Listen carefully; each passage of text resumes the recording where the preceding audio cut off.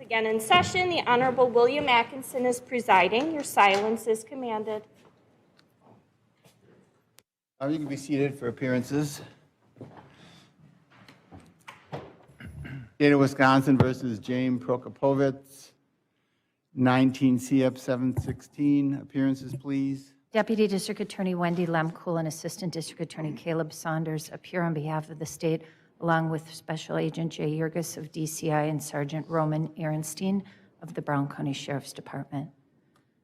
Your Honor, James Prokopovitz appears in person, being assisted by Attorney John D'Angelo. Also at council table is my paralegal, Bonnie Gottfried. Any matters before bringing in the jurors? No. No, Your Honor. All right, bailiff, all rise for the jury. What is with that chair? Anytime you lift up on it. It's falling. I just should have switched chairs. Here. You mind? You don't, you might fall. I just won't tip back. Warn him if that falls off. Leslie.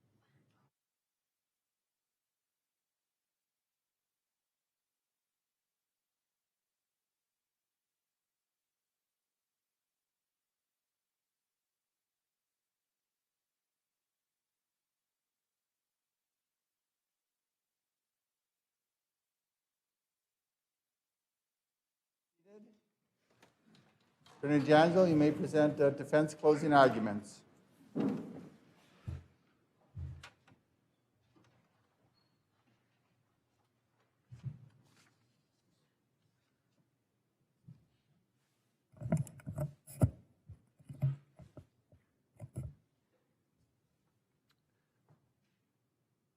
Next time, nobody will find me.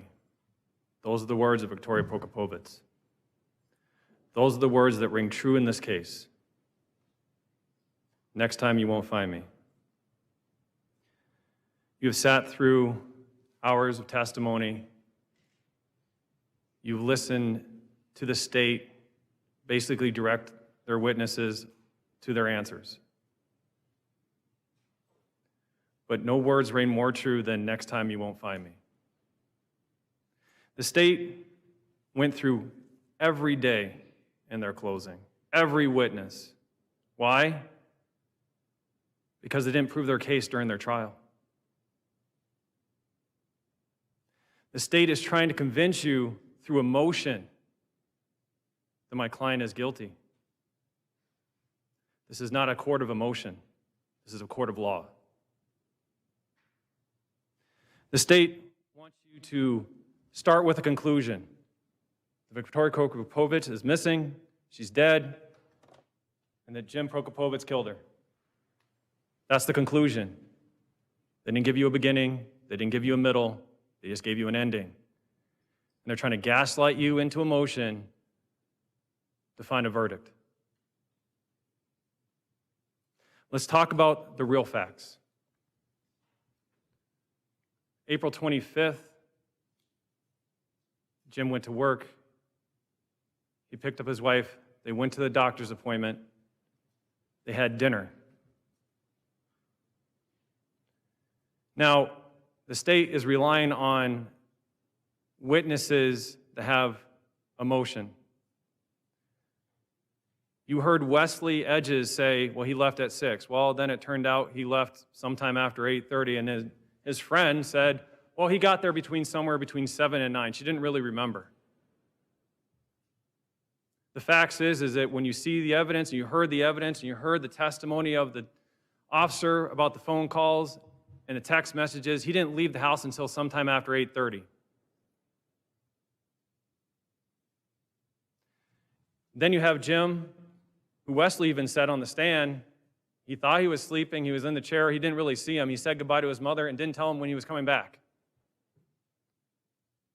The state wants you to believe that my client killed his wife sometime after Wesley left and before he got home. So let's break that down a little bit.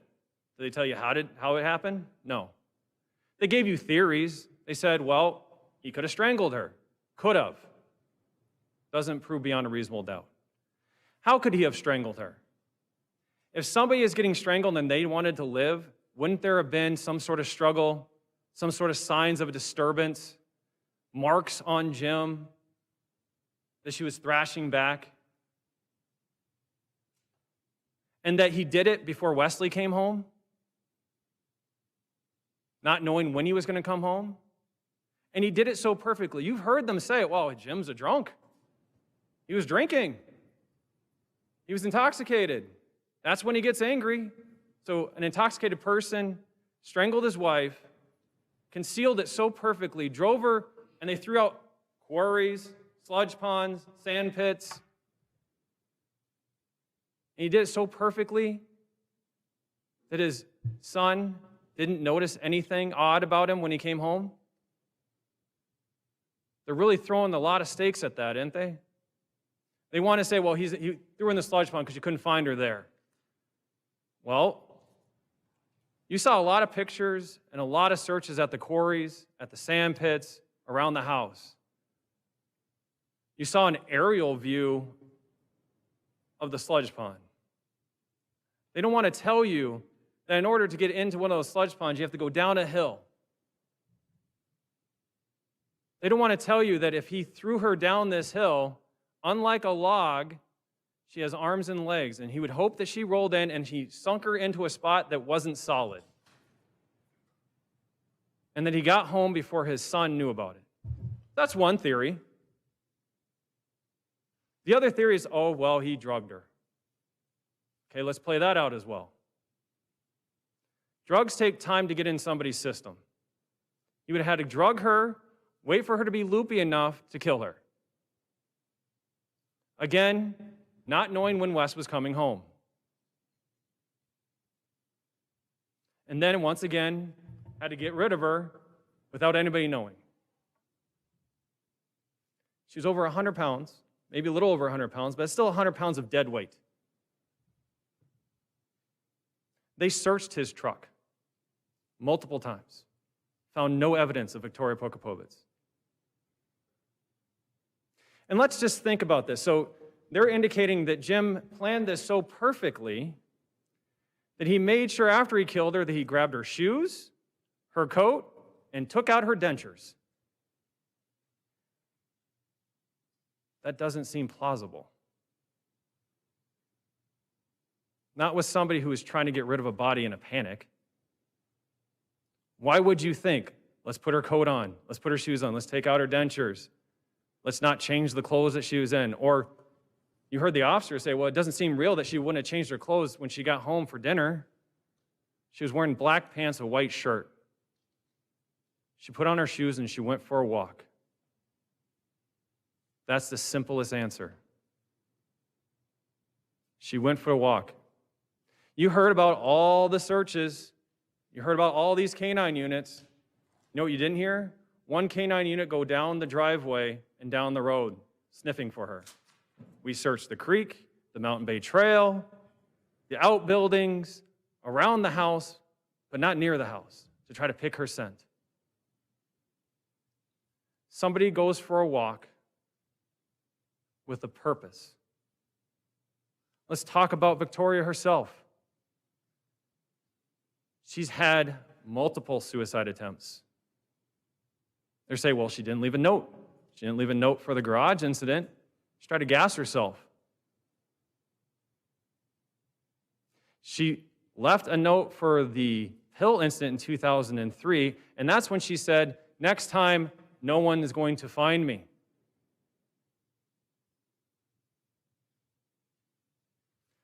She was angry that they found her.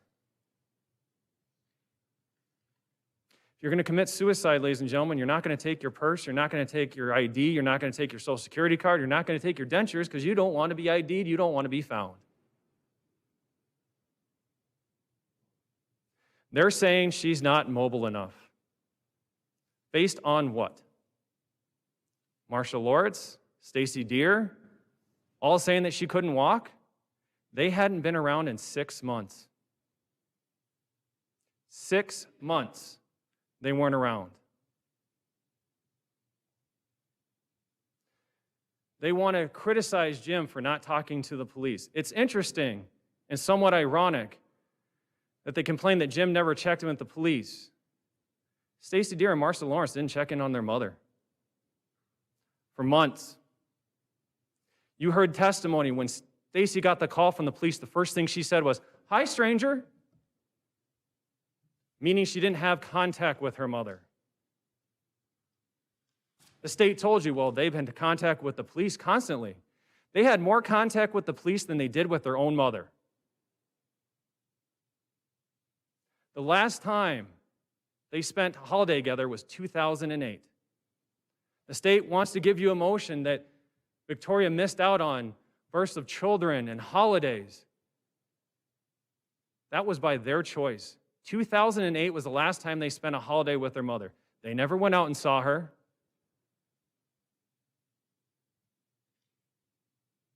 You know who was there for her? Jim, daily. Jim was there day in, day out, getting her meds, taking her to the doctor. They call that controlling. I call that being a husband. They're saying, oh, he controlled her meds. A woman tried to kill herself with medication. And it happened in 2008. She said it was an accident, but it awfully looks like 2003, doesn't it? No note. You heard the doctor that there's times where she could be up and down, and it got overwhelming. There's times where she decided not to take her meds. You also heard that in 2012, her meds somehow got stolen. Step one of the plan, to disappear.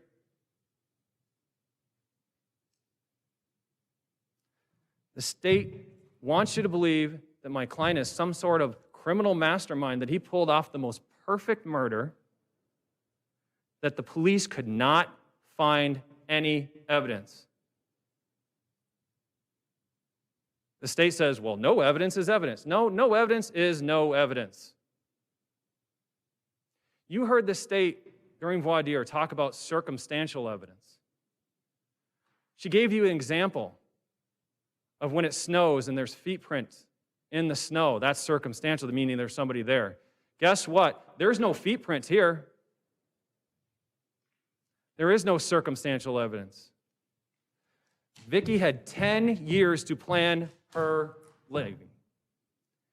She said in 2003, next time I do it, no one's going to find me. She meant it. She had 10 years to pull this off, to think about it, to contemplate it. They're going to say, well, she's happy. You heard their own doctor say sometimes people are happy and they still commit suicide. You can't put stock in that she was happy that day. Maybe she was happy because she knew she was going where it was free in her mind.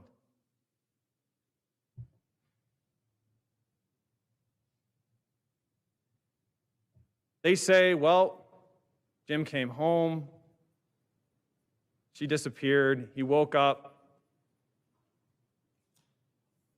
and went driving for her. They say he didn't go looking for her. He came home, he was looking for her, he was in a panic. They say he didn't make a phone call. Yes, he did. You heard the testimony. They're just trying to skew that testimony. He called the phone, and he called the old number, maybe by mistake, but he still called. Then he called Wes. They want to make you think that he had no concern. Neither did Wes. Wes had no concern.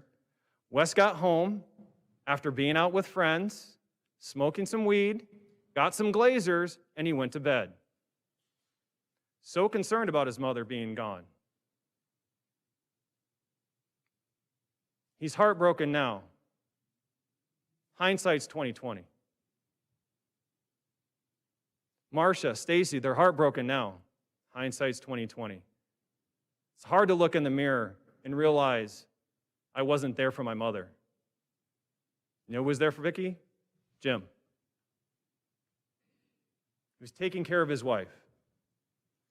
They say, well, he got financial gain. He still had the bills that she owed. Still had to move on. I didn't hear the family say they gave him any help to pay those bills.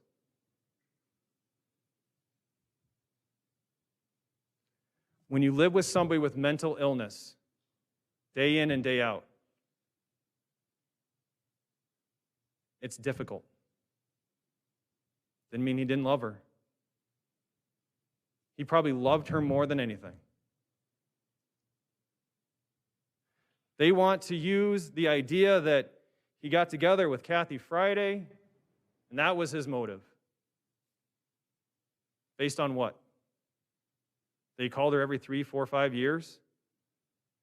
You heard Jason Friday say, yeah, it was like every 3, 4, 5 years. He wants to say the relationship started in January. There's no proof of that. Look to the evidence, not to your emotion. The only record of them having a call was after Vicky went missing. They didn't meet until June.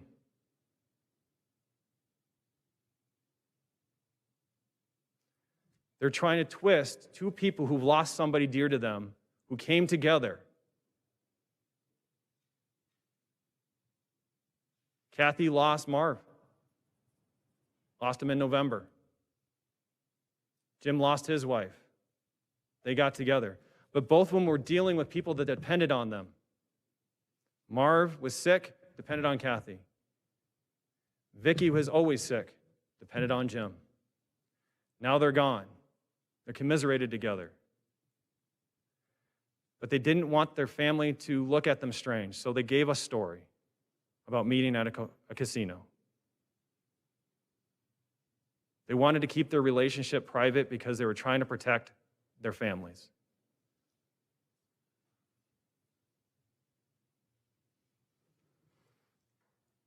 The state has the burden of proof in this case, proof beyond a reasonable doubt. Remember, we start that he's innocent. It's innocent until proven guilty. Not guilty until proven innocent. The state has to convince you. What has the state done but try to create confusion? The state starts with, did you look at the burn barrel? The burn barrel. No evidence was found. That was the first seed being planted, the burn barrel. The next was, well, he works at McKeefrey's. Let's go check the quarries. And we checked the quarries multiple times, multiple dives. Didn't find anything. Then it was, let's check the sand pit. Then it's, let's check the sludge pond, but we're not going to show you any pictures or graphs or any searches of anything. We turned every stone possible. We went to any tip possible. We even talked to psychics and checked everything. But they didn't provide you the evidence of checking the driveway or the sludge pond. Why? Because they don't want you to get the full picture. The full picture is she left. We don't know where she is. We don't know if she's living somewhere else. We don't know if she's alive or dead. The state says, well, oh, we know he's dead because Jim says he's dead. Let's talk about their witnesses. Witness 1, witness 2. 2 individuals that are in jail. 2 individuals that know the system. Witness 2 specifically was in the system at least 9 times we know of. He knew about how the system works. He knew if he got some information, if he twisted it and sent it to the DA, it was going to get his tail out of a sling. State says, well, he was so real, he even corrected me about how the system works. That proves that he knows the system. He knew that if he gives a bigger and better story, he gets a better consideration. I even asked him, he said, well, no, I went about my bond, but his letter says plea deal. Was that misconstrued? It was his own handwriting. When asked about the statement that he gave to the officer, maybe he misconstrued it. Nope, the officer said that he read it to him word for word and had him sign it. He didn't misconstrue it because he couldn't keep his story straight. The state argues, well, Jim's story changed. He was 68 when she went missing, and he kept getting older. How many times did you watch the state have to refresh their own witnesses' memory because they couldn't remember what they said? Almost all of them. Why? Because as time goes by, your memory fades. They want to say, well, Jim didn't go on that drive. It was 3 years later. Well, we didn't see him on the camera. Maybe he didn't go actually into the gas station, but he drove on the outside skirts. Where I asked the officer, does those cameras get to the road? He said no. So maybe his memory isn't perfect. You know what you didn't see in any of those videos? The state handing Jim his statement, go, can you want to refresh your memory before we talk to you? Because it didn't happen. It happened here. The state is relying on emotion. They brought up the first interview with Christine Bilgo, and she says, well, I thought it was odd that somebody wouldn't take their purse as a woman. Not if they're going to commit suicide, they're not taking their purse. The state brought up 2015. This is what the bed looked like. Did you see a picture of what the bed looked like prior? Nope. You heard it was all done up, lots of pillows. We don't know that for sure. Speculation. Sometimes Vicki was in a good and she cleaned, and sometimes she didn't. We don't know. We don't know what happened to Vicki. We don't know where she is. The state has to prove that he caused her death and he did it intentionally. What evidence has the state given you that there was intention? The fact that he had a relationship with Kathy Friday after she went missing? That was his intent? It's the intent to kill, not the intent to date somebody else. You may not like Jim's choices. I told you from the beginning of this, this isn't a perfect family. This isn't a perfect scenario. This is real life.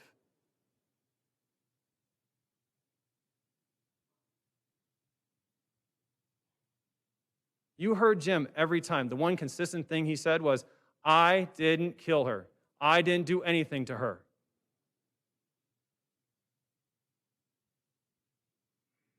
To rely on these witness 1, witness 2 statements, after 6 years of thorough investigation by 2 of the best detectives that this county has to offer,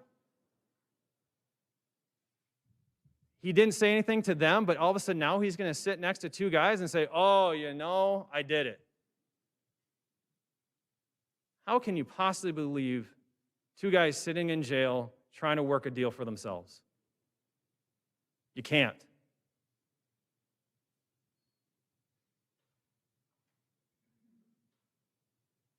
You have to look at the facts. You have to look at the scenarios. When did Jim know when Wesley was coming home? He didn't. He didn't even know when Wesley left. So how would he know when he was coming home? He could have been home in 10 minutes, an hour, 2 hours, 6 hours, 10 hours. He didn't know. And to say that he could have cleaned up the scene prior, that's far-fetched. The simple truth is, Vicki had a plan and she executed it. Whether it was to commit suicide or just disappear, we don't know.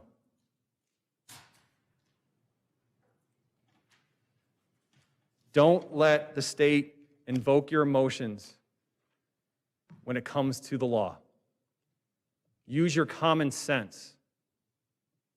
Use your own experiences. That's what the jury instructions say. The judge read it to you. It says you can rely on your own common sense. Does common sense dictate that he would have got out of his chair, killed her because of a tablecloth? That's what triggered it? A tablecloth. I'm going to kill her over a tablecloth.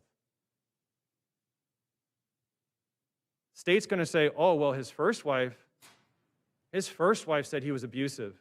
His first wife testified that nobody saw the injuries, not even her own children, that she didn't tell anybody. Not a friend, not a family member, nobody. And it was 40 years ago, ladies and gentlemen. 40 years ago, if there was an incident that occurred. And then, after the incident occurred, she stayed with him. And when she did leave, she left her 2 children with him. The abuser. That seems odd. Both Lisa and Wally would stay with the guy that she was so afraid of that she couldn't get out alive from. That's just the state trying to invoke some emotion, saying that Jim is this bad guy. That Jim started a relationship. He's a bad guy. Did you ever hear Vicky's children say that Jim was abusive to Vicky? That he hit her? That he harmed her? No, in fact, you heard the state say, well, they trusted him. After they found her unconscious in 2012, lying on the bed, they trusted him. Why? Because he wasn't abusive.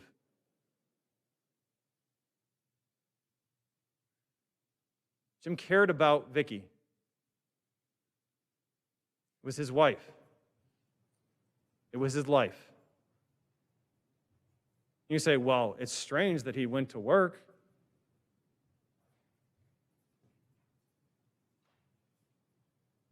It's strange he didn't tell his coworkers that she was missing.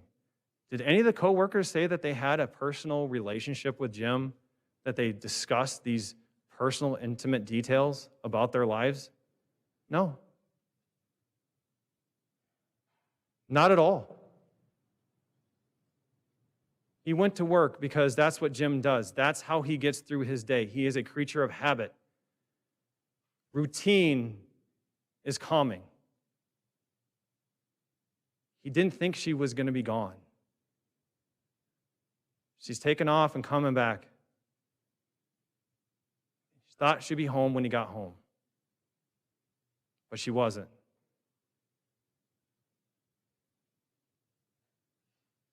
She had pills. You heard the first interview on April 26th that her Xanax was missing. You heard that pills and prescriptions were filled at the beginning of April, April 8th. We also heard that some of her pills were stolen. How do we know that she wasn't stashing them? It's not like Jim had a camera on her all day watching her what she did. They're saying that she didn't have access to a car or money or anything. But her house is full of knickknacks. Her house is full of Christmas stuff in the basement. There was no indication that Jim ever denied getting her things, maybe not right when she wanted them, but they were living on Jim's income solely. This thing called a budget. That's what families do.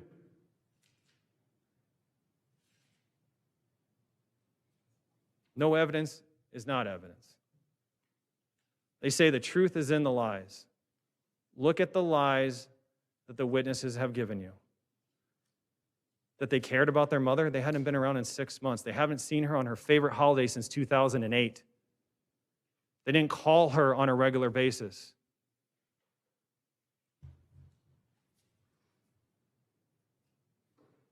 Anybody can look back and go, boy, that's strange. That seems odd. It's all about perception. It wasn't odd at the time. It's odd looking back when your perception has been skewed.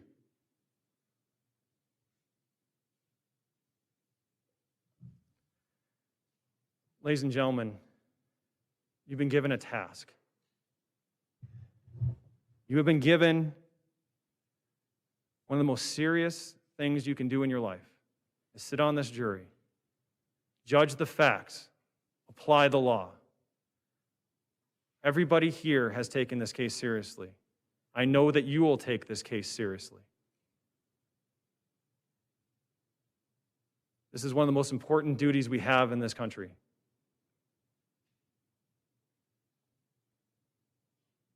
You may ask yourself, why didn't he call any witnesses? Because the state's witnesses were my witnesses. There was nobody else around but Jim, Wesley, and Vicki.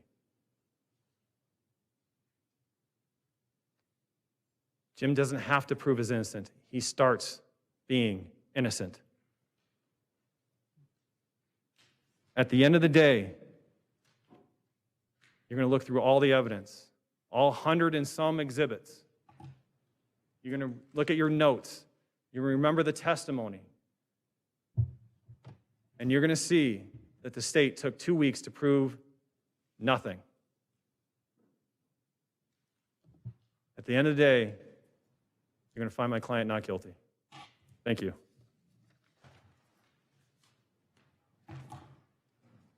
Ms. Lemkool, may I have rebuttal argument?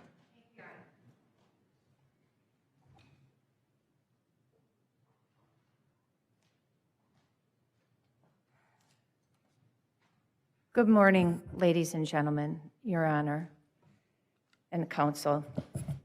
Well, if the state took 2 weeks to prove nothing, then we really would have wasted your time in this trial. But the trial that counsel just described isn't quite the trial that the state sat through. And again, the state has this opportunity, and I try to briefly rebut, because I know, ladies and gentlemen, I learned a long time ago, less is more with jurors. You sat through this trial, you listened to the evidence, and I implore you, because I caught a couple things that weren't correct, that if I say anything right now, and you think, that's not what I remember, you recall what you heard. Because as counsel just explained to you, your job is to follow the evidence and follow the instructions of the judge. And the instructions that you're given in this case on how to do your job tell you, even though counsel just explained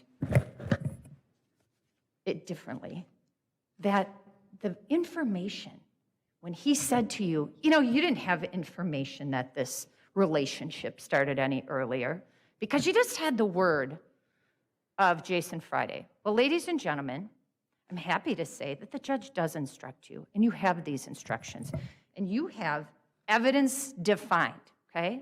Because the state does rely on the law. Evidence, the sworn testimony of witnesses, both on direct and cross-examination. You are to decide the case solely on the evidence offered and received at trial. Who brought the evidence in this case? Who, as I said earlier in my closing, it is the testimony and any exhibits properly admitted. That's what you're to rely on.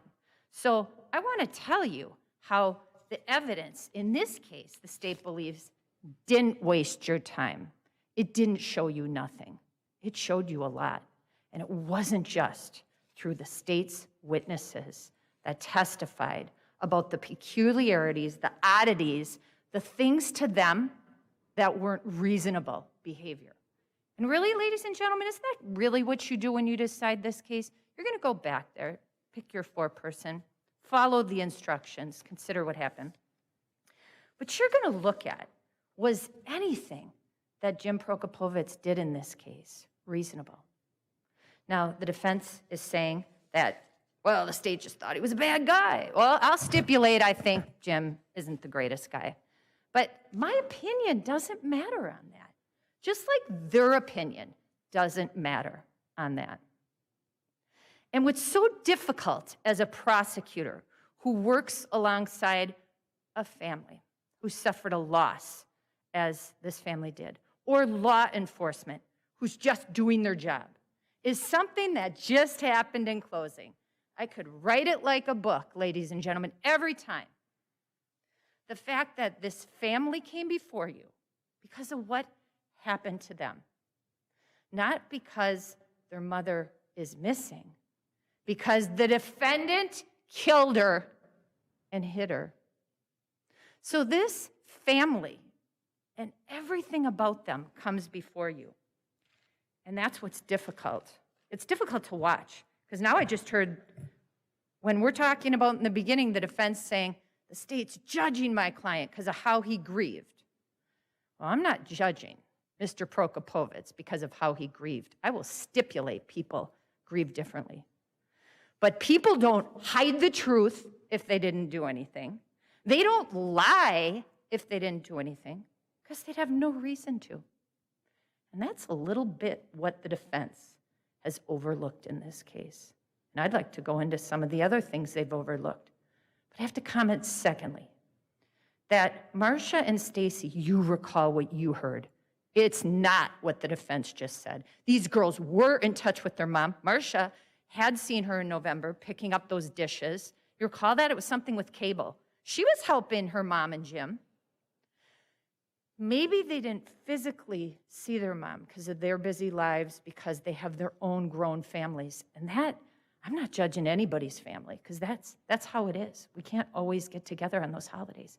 But they were in touch with her by phone. You will recall the forensic analyst telling you about Stacey having been one of the last calls. Why do you think? I don't know. I sat through this case. Why do you think you heard them testify that that's why law enforcement called Stacey Deer? They looked on Vicky's phone. Who was the person she had last had contact with? Did the defense not hear this trial? Because I did, and I hope you did, because you would have caught. That's not true that these girls abandoned their mom and didn't keep in touch with her. They were in touch with her. They were in touch with her by the phone. And secondly, the other thing I have to just get out of the way is the other thing that happens in these cases. Now, I'm also going to stipulate to the defense when he just said, and I write notes, ladies and gentlemen, because I'm old and I'm going to forget, but that he said, stipulate 2 of the best officers our county has to offer. I will stipulate on this record right now that Sergeant Roman Ehrenstein and Special Agent Jay Yerkes are 2. They seem to agree with that. But then they want to criticize the way things were handled. I heard about those canines, that they did respond on the scene, that they did go around the entire yard and the entire area. That information regarding them talking about the driveway, I don't recall that, but I do recall that entire road. And guess what, ladies and gentlemen, if you're walking down a driveway, you're walking down a road. And I heard that the canines did check that. But again, I was listening closely. Now, officers getting judged in this kind of investigation for what they did and didn't do actually helps prove my case. Because the defense indicating, well, why didn't this happen? What happened here? This case was delayed. It was delayed. Why was it delayed? I know you heard, ladies and gentlemen. Because of the lies of this defendant and his girlfriend, Kathy Friday. Now, the defense just indicated to you, well, they just found each other. They got in this relationship. You heard, and I specifically, again, methodically, strategically, the state knew the evidence coming in.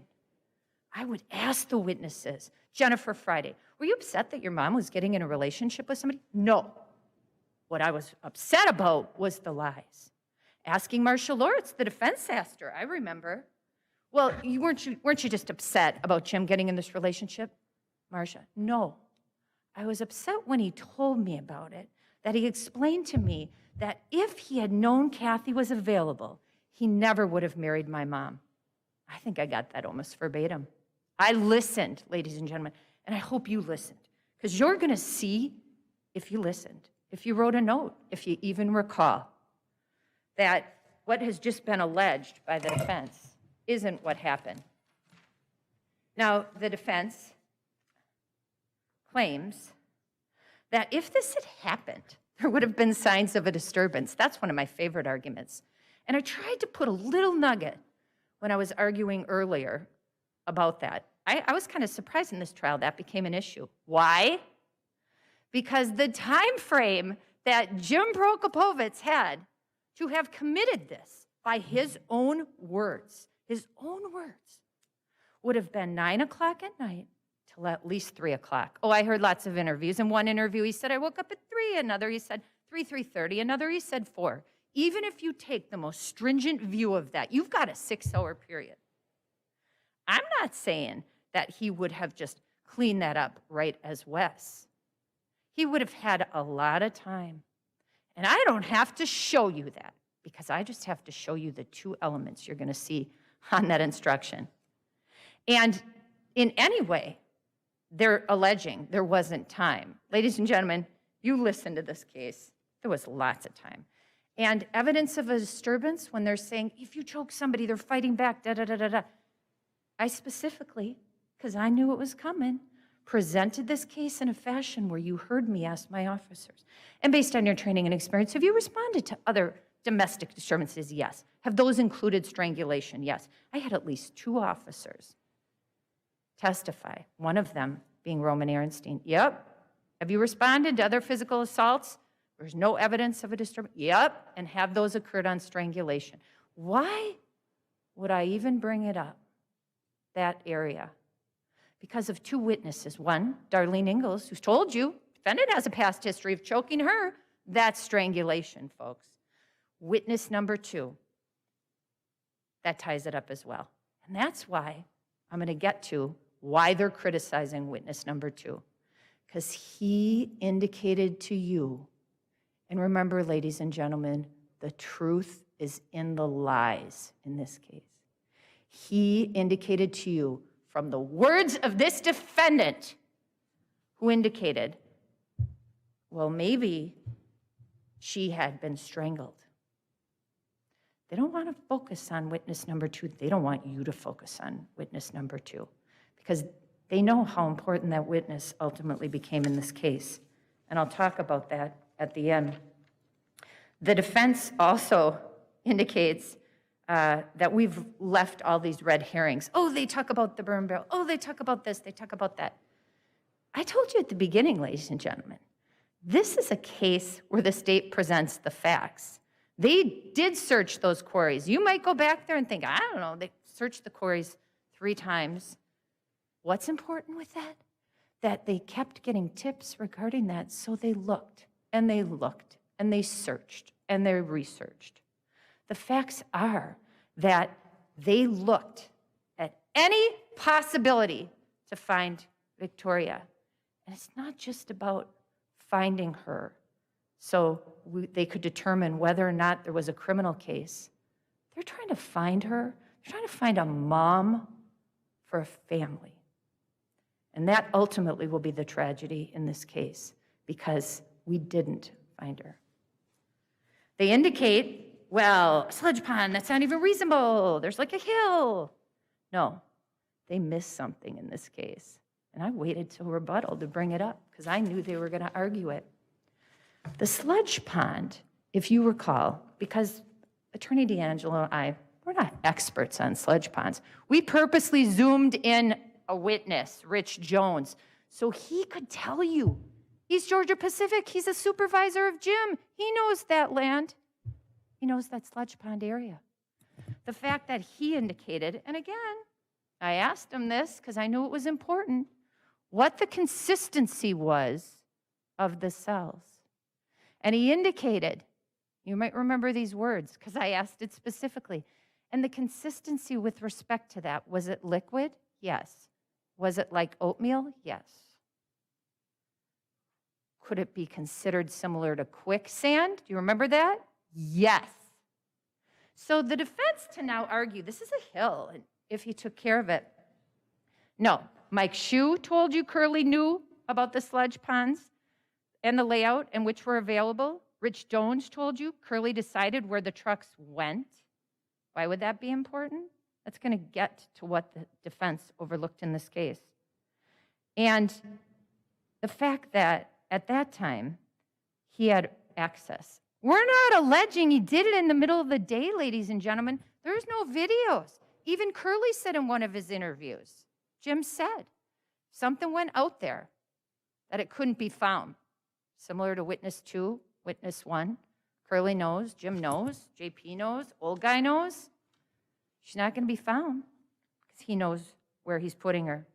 But what they missed in this case that I think is super interesting, and I caught it in the presentation after one of my investigators brought it to my attention, is the fact that the morning that Jim is going, and we do allege that Wes coming that morning, as the defense has argued, would have probably surprised Jim. I think he thought Wes was staying at a friend's house, as he did a lot of times.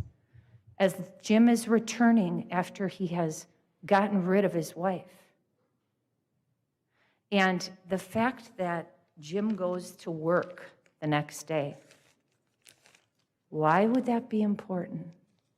You know why that's important? Because Jim knew he was traveling over to the area that Vicky's body was, and Jim knew he could be in control of where the trucks went that day. So all that contact the next day to all those coworkers, which is verified by his phone, would verify his opportunity that no one, if he didn't do it well, and if she was going to be discovered, was going to find her.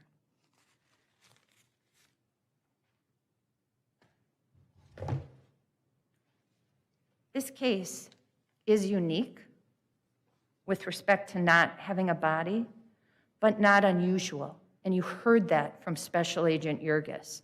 You were told that he himself is working on 3 of those in Wisconsin.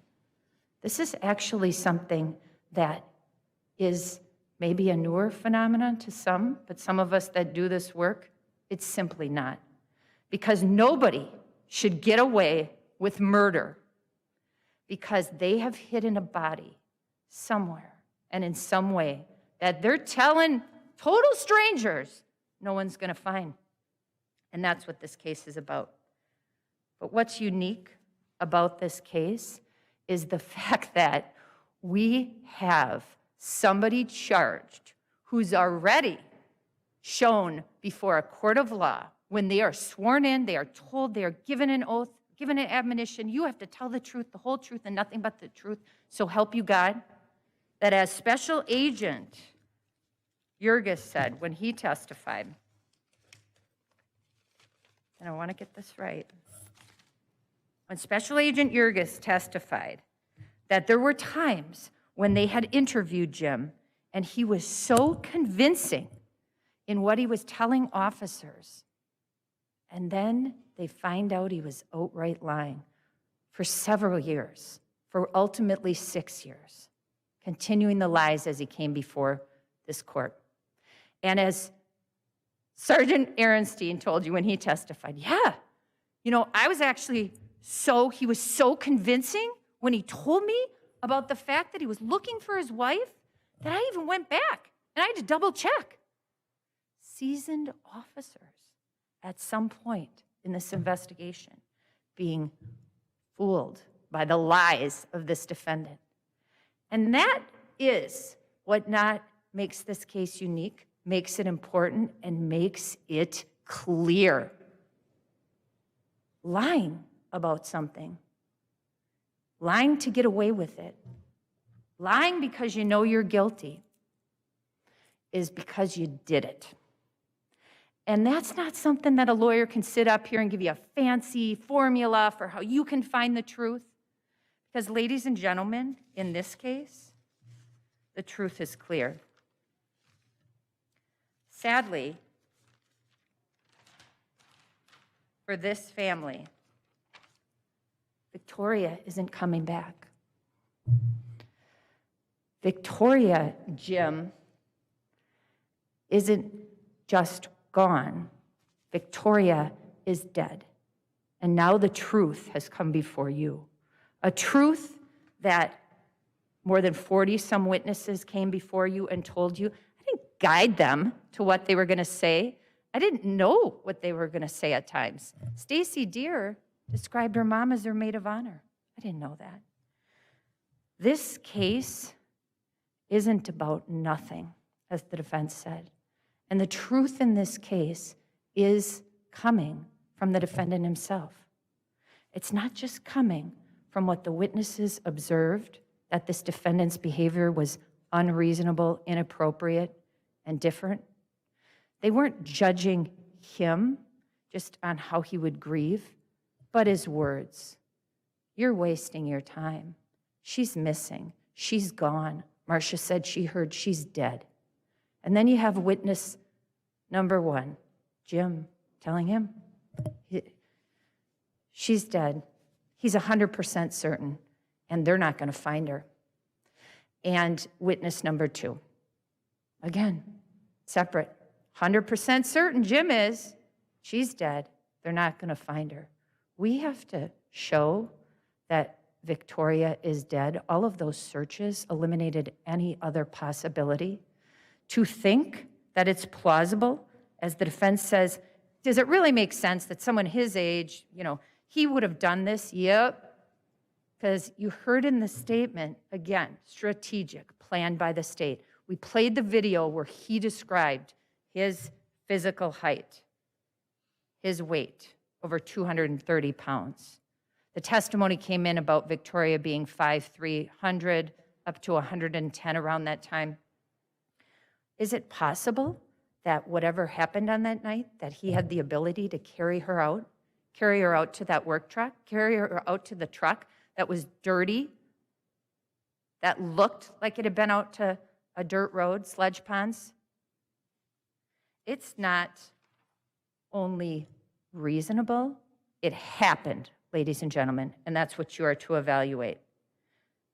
Victoria was last seen and left behind her purse, her cigarettes, her eyeglasses, her driver's license, her Social Security card, her health insurance card, and poof, she would have vanished. She didn't use the internet, she didn't have her phone. There's no evidence forensically or otherwise that she would have contacted someone to assist her. No taxi, no limo. She's not found in hospitals. NamUs would have found her if she had gone nationwide. She had no access traveling out of state or out of the country. It's not reasonable to believe anything other than something happened to her in that house on that night with the last known person available to see her, admittedly, to talk to her, to see her, to know where she was. She couldn't have committed anything else. And the defendant himself, admitting in the interview, one of the first interviews, no meds available, he controlled them. He didn't think there would have been enough. The defendant himself, in his last interview, conceding at the time she's missing, Vicky, did you listen to this? Could not have reasonably walked more than 3 to 10 or 12 blocks.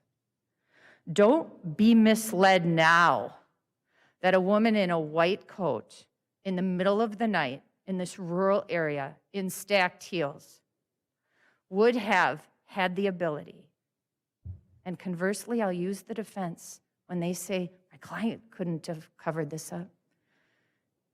Victoria could never have killed herself and covered her up. We would have found her. And sadly, for this family, we're not going to. Jim tried to hide the truth from you for a long time. At times, he used Kathy Friday to help him do that as they conspired to obstruct law enforcement. Law enforcement knew that. That's why there were evidentiary hearings held, bringing people in under oath to ask about what they knew. People around Jim, people around Vicky, people from McKeefrey. People were brought in because law enforcement suspected they were lying. And it wasn't until we had the video of the gas station, till we had Kathy admitting in an interview that they had been lying, when Jim is now faced with that evidence. He turns around, you saw the interview. Oh yeah, I did, I lied. Under oath, in front of Judge Zymulder. I lied. So ladies and gentlemen, it is more than reasonable to believe the words of witness number 2 and witness number 1 from Jim's own mouth are believable when they're telling you, well, I'm not gonna plead. They're not gonna find the body, and they're not gonna be able to find it. And even if they do, no blood, no teeth. I don't think the state, under those facts, has to show anything other than that for intent. If you know with 100% certainty somebody's dead, you had a hand in it, and when you use the graphic nature of knowing that they won't be able to identify the body and there will be no blood, no teeth. Nobody's going to say that's not intentional. Ladies and gentlemen, I do pay attention to the jury instructions, and the jury instructions indicate that you are to search for the truth. Because with the truth, we have justice in this case. And every time I'm in this courtroom, I've done this with Judge Atkinson as well. There's one phrase that I think is so key in this majestic courtroom. And that's that phrase right up there. Justice, the hope of all who suffer, the dread of all who wrong. The state believes in this case that when you find the truth, that's what you're assigned to do, that we will have justice in this case. And ladies and gentlemen, as I indicated before, I think you have an important decision. It's important, but it's not difficult under these facts because we concede there's circumstantial evidence, but look at that jury instruction. That is to be weighed as heavily as direct evidence. Direct evidence. Ladies and gentlemen, the state is asking in this case for you to now take on your role. And what we submit is not a difficult decision. For in this case, if you can see the truth that Jim and Kathy Friday tried to hide for so long, you will, when you go back there and you have your verdicts, sign, date, and mark that this defendant is guilty of all 4 of these counts. If you believe they lied, and you know it was material to finding Victoria, if you know that he's already lied about even looking for his wife, then you have the truth before you, ladies and gentlemen, and you will return a verdict that finds the truth, and there will be justice for Vicky. Thank you.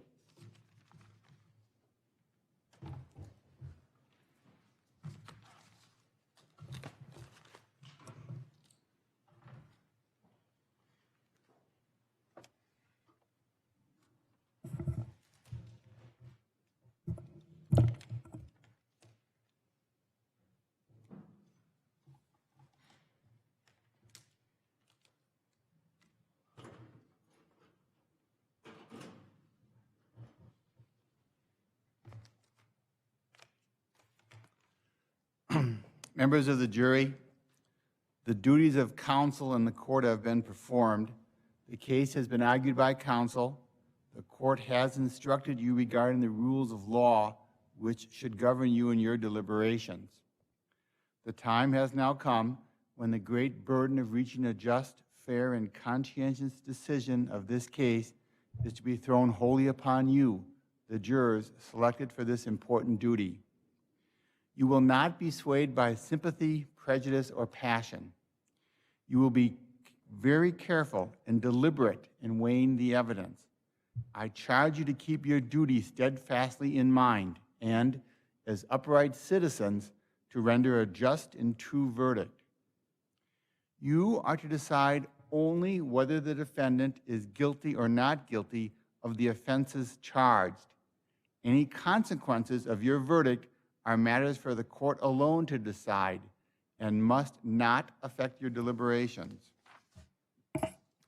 The following verdict will be submitted to you concerning the charges against the defendant, James Prokopovitz.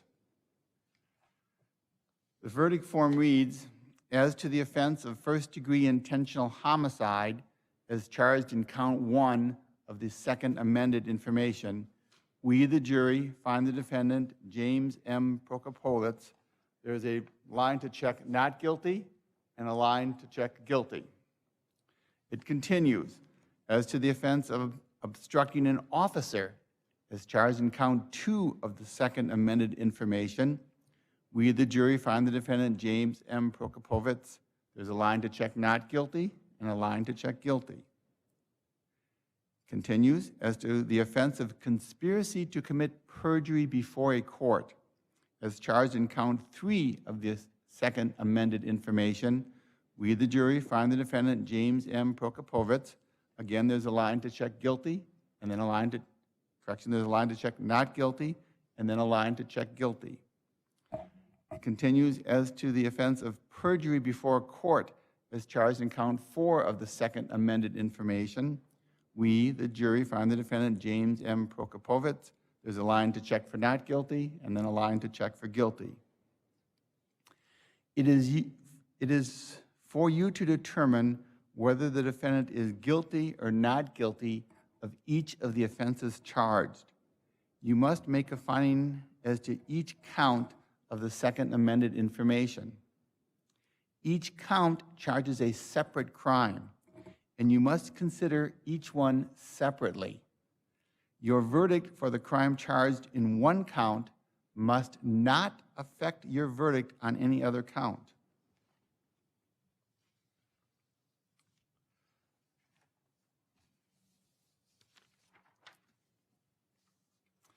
This is a criminal, not a civil case. Therefore, before the jury may return a verdict which may legally be received, the verdict must be reached unanimously. In a criminal case, all 12 jurors must agree in order to arrive at a verdict. When you retire to the jury room, select one of your members to preside over your deliberations. The presiding juror's vote is entitled to no greater weight than the vote of any other juror. If you need to communicate with the court while you are deliberating, send a note through the bailiff signed by the presiding juror. To have a complete record of this trial, it is important that you communicate with the court only by a written note. If you have questions, the court will talk with the attorneys before answering, so it may take some time. You should continue your deliberations while you wait for an answer. The court will answer any questions in writing or orally here in open court. When you have agreed upon your verdict, have it signed and dated by the person you have selected to preside. After you have reached a verdict, the presiding juror will notify the bailiff that a verdict has been reached. Everyone will return to the courtroom. The verdict will be read into the record in open court. And the court may ask each of you if you agree with the verdict. At this time, then, we need to reduce the panel from the 14 who are here today down to the 12 that will hear the case. For that method, the clerk has written each of your names, placed it inside a small mini envelope. Those 14 envelopes will be put into this tumbler, much like a bingo tumbler. It'll be rotated, then the clerk will select one name. She'll rotate the tumbler again and select the second name. Those 2 jurors will be excused. However, those 2 jurors, I ask that you follow this admonition. Do not discuss the case with anyone until you receive a call from the clerk court afterwards. This is because if for any reason one of the remaining 12 jurors would become sick or have a family emergency that would take them away from deliberations, we would need to bring one of those alternates back. So we need you to keep that in mind and follow that admonition. Again, once a verdict is reached, the clerk will call you, and then you'll be released from this admonition by the court. So again, those 2 that are selected, while they'll be excused, I ask that you not discuss the case with anyone. I realize if you go back to work, you go back to your families, they're going to ask, but tell them that while you've been dismissed as an alternate at this time, you're still in reserve in case an emergency or a need arises. At this time, then I'll direct the clerk to put in the 14 names and rotate the tumbler and remove one name.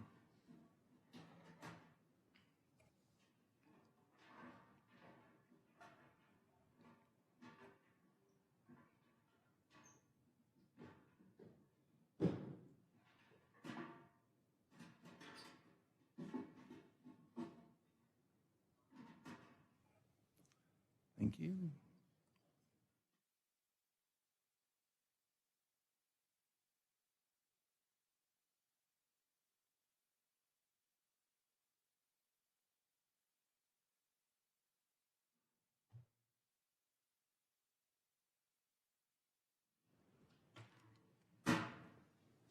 Thank you.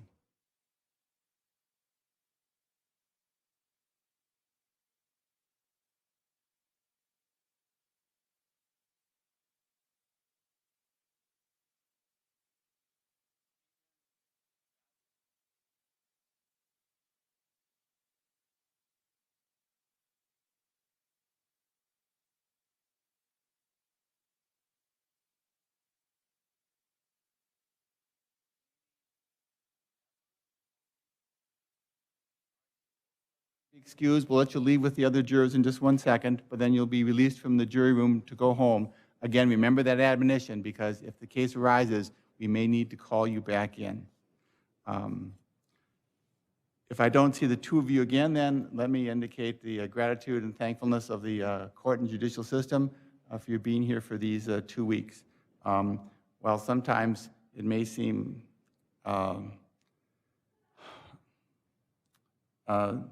waste of time, but it's not a waste of time at all. We needed the alternate jurors to ensure that we had a panel of 12 to arrive at, so even an excused juror played a very important part of this trial. So again, I thank both of you. At this time, would the bailiff step forward to be sworn in?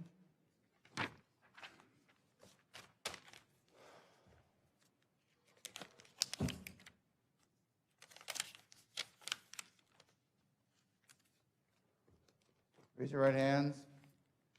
Do each of you swear that you will, to the utmost of your ability, keep all jurors sworn on this trial in some private and convenient place, subject to the direction of the court, until they have agreed on their verdict or are discharged by the court, and that you will not, before they render their verdict, communicate to any person the state of their deliberations or the verdict they have agreed upon, so help you God.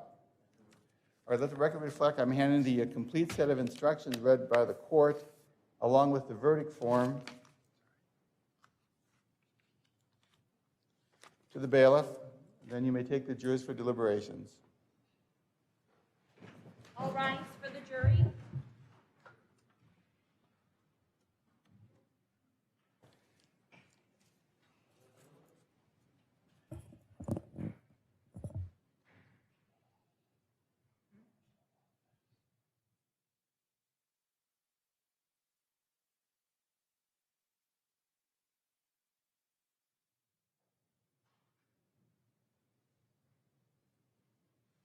You may be seated.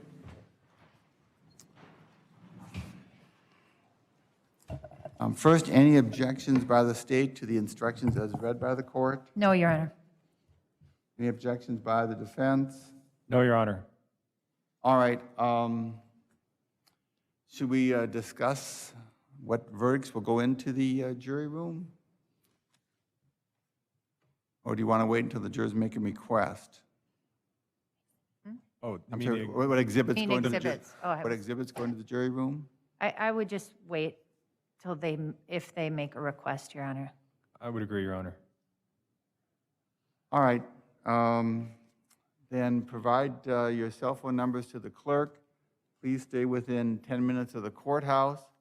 So if the jurors have any questions, we can then convene as soon as possible. What else would counsel like on the record? Nothing, thank you, Your Honor. Defense counsel? Nothing, Your Honor. Thank you. All right, thank you. Court stands in recess.